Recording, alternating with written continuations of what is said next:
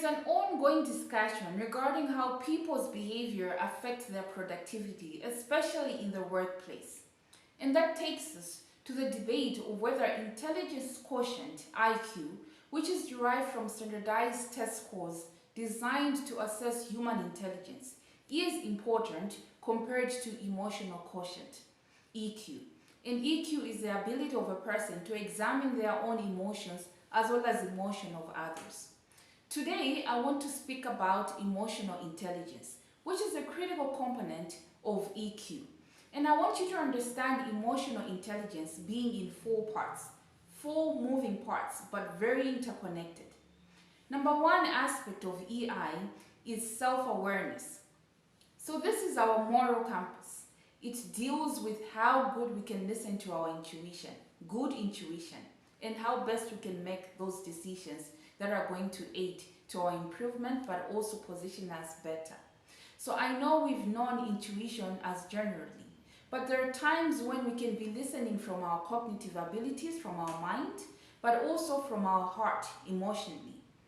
But emotional intelligence through self-awareness is where you will be able to tell that this is good intuition, which is an intersect between your cognitive and emotional space. And I always say your intuition is right. It doesn't mislead you. But the tricky part is you need to sharpen your self-awareness so that you know and you will be able to tell that's the voice that I'm listening to and that's my intuition. Number two aspect of emotional intelligence is self-management. So this deals with how we deal with distressful emotions, whether that's anger, frustration, sadness, overexcitement, and how these processes or these situations or emotions don't cripple us, but rather they work to our advantage in terms of how we can learn in times where we're distressed by identifying which emotion we're feeling and managing it better, learning from the situation and helping us to improve so that other adversities or complex situations that we face in a similar situation would be those that we'll be able to navigate through. Number three is about social awareness. How best are you able to tell what's happening around you? You can agree with me that there are other people who may be acting in a particular way, and everybody around them wonders how this person just doesn't get it, that what they're doing isn't in line or in accordance with what's supposed to happen. Such people are low in self-awareness. With self-awareness, you'll be able to tell whether the people around you or the situation you're in and how you relate to that. So it helps you to make those meaningful adjustments to be able to enable you to adapt to a situation and to the people that you're dealing with. And fourthly is about relationship management.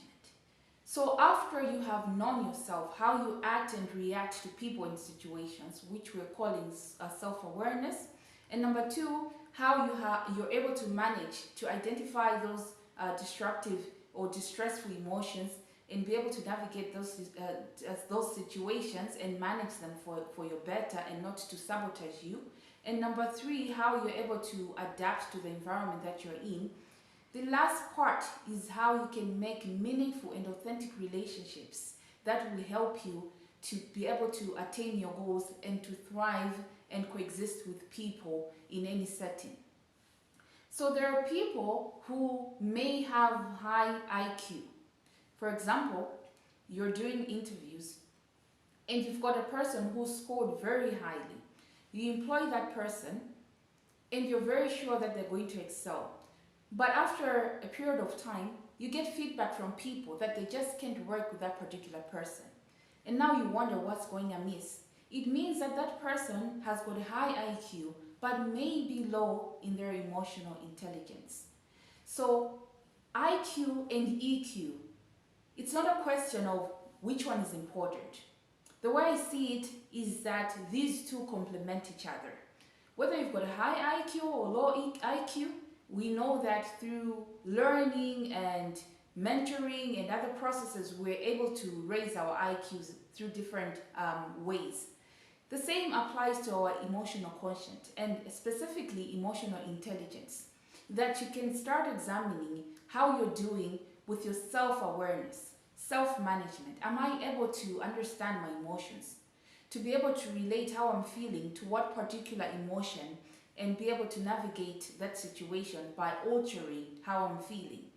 Am I able to make meaningful relationships, building my social capital that helps me to get to position myself better in the workplace, even in an intimate relationship?